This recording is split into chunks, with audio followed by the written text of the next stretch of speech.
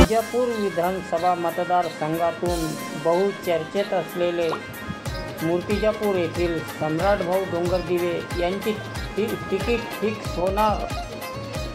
मूर्तिजापूर जिल्हा परिषद प्राथमिक लाल शाळा मैदान छत्रपती शिवाजीनगर येथे नुकत्याच झालेल्या कार्यक्रमाचे अध्यक्ष म्हणून सुमनताई गावंडे जिल्हा परिषद सदस्य व प्रमुख उपस्थिती माननीय जयवंतराव पाटील माजी राज्यमंत्री महाराष्ट्र राज्य, माननीय अनिल देशमुख माजी गृहमंत्री महाराष्ट्र राज्य, माननीय आशाताई निर्गे राष्ट्रीय सरचिटणीस राष्ट्रवादी काँग्रेस, माननीय गुलाबरावजी गावंडे माजी राज्यमंत्री, माननीय भैयासाहेब तिडके सभापती कृषी उत्पन्न बाजार समिती मूर्तिजापूर, माननीय डॉक्टर संतोषदादा कोरपे अध्यक्ष अजीम असफ बँक वाशिम अकोला, माननीय महबूब शेख प्रदेश अध्यक्ष युवक काँग्रेस पार्टी, माननीय तेजस्वी भारतदे प्रवक्ता राष्ट्रवादी काँग्रेस पार्टीचे सर्व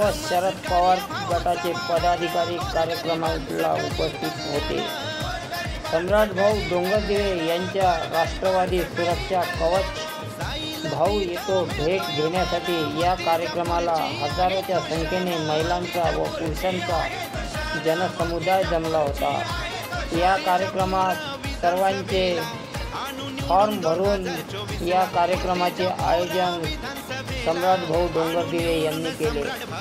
शरद पवार गटांचे प्रदेशाध्यक्ष माननीय जयंतराव पाटील यांनी म्हटले की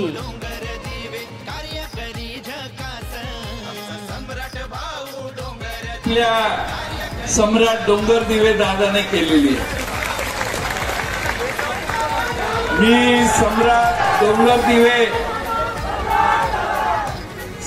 डोंगरदिवेंचं अभिनंदन करतो की या आपल्या मूर्तिजापूरमध्ये खेड्याखेड्यात जाऊन रंजनाताई सदार, सुषमा कावरे, दीपालीताई देशमुख आणि त्यांच्या सर्व सहकारी भगिनींनी सम्राट डोंगरदिवेंच्या वतीनं तुम्हा सगळ्यांना जाऊन जागृती करून आज या कार्यक्रमामध्ये राष्ट्रवादी सुरक्षा कवच घेण्यासाठी उद्युक्त केलं, तुम्हाला इथं बोलवलं आणि फार मोठ्या संख्येनं सकाळी 9 वाजल्यापासून तुम्ही इथं आलेला, यातच तुमचा सम्राट डोंगरदिवेंच्या मागे किती मोठा आशीर्वाद आहे हे या निमित्तानं सिद्ध होतं।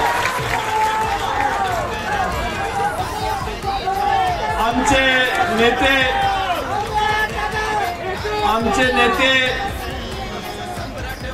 अनिल बाबूंनी सगळे मुद्दे आपल्याला सांगितले, त्या सगळ्याची पुनरावृत्ती मी करत नाही, पण अनिल बाबू असे नेते आहेत की ज्यांनी स्वाभिमान सोडला नाही, लाचारी स्वीकारली नाही, गद्दारी केली नाही।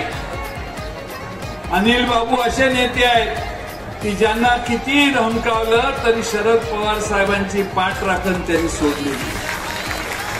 भाऊ असावा तर असा असावा, भाऊ असावा तर असा असावा ज्याला प्रचंड संकट आलं तरी बहिणीला पाहिजे त्यावेळी मदतीला धावून येणारा भाऊ असावा। आणि म्हणून त्या अनिल बाबूंना मगाशी ऐकलं तुम्ही, जीवनात जगण्यासाठी जे जे लागतं ते सगळं आता आपल्यापासून अंतरावर गेलंय, महाग झालंय, संसार चालवणं मुश्किल झालेलं आहे।